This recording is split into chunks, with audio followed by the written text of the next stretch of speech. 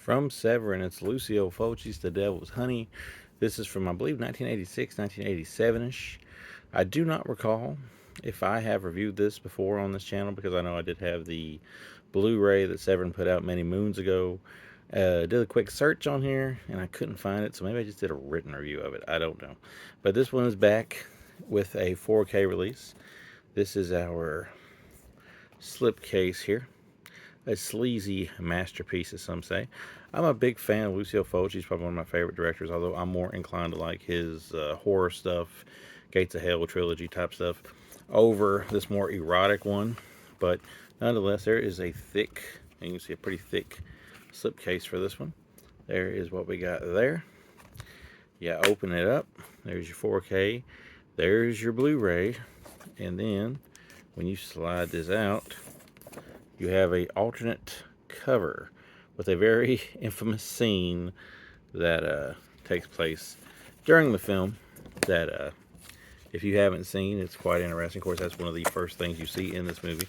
But nonetheless, like I said, a little less horror, a little more erotic, but maybe a whole lot more erotic. There's your extras you get on this release. So if you can make that out, might want to freeze frame or something. But they've got plenty of 2 discs here. All your extras pretty much are on the 2nd disc. But you got interviews and all that good stuff. But I think maybe the same stuff you had on the Blu-ray. But nonetheless, you got kind of a tell 2 stories here. You got the woman here that's on the front of the cover of the box there, her and her boyfriend. He's a musician.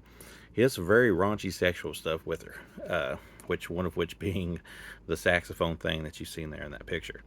And then on another part of the town here, we got a doctor who is so concerned with his work that he really paying his wife any attention.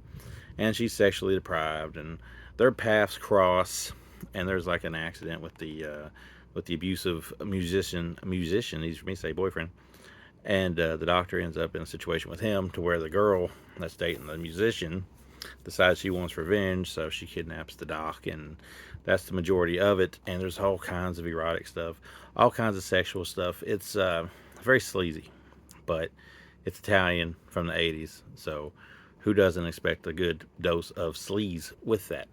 I think it's still like worth a watch, especially if you like Lucio Fulci. It's probably not one you're going to go to repeatedly. Like, this is the first time I watched this since I watched the original Blu-ray release. But the movie definitely has Fulci stuff in it. It feels like a Fulci film, for better or for worse, which I think that's for better because I love Lucio Fulci. And it's just not going to have a whole lot of gore if you're in that. And you're like, well, Lucio Fulci's Godfather gore. Well, not so much here. But you get a bunch of very sleazy things. You get a bunch of very, I don't know, things that stand out for, for reasons probably good and bad. But nonetheless, it's a 3 out of 5 for me. Probably, unless I do like a Fulci podcast at some point, or I do like a Fulci retrospective, I probably will not watch this again anytime soon.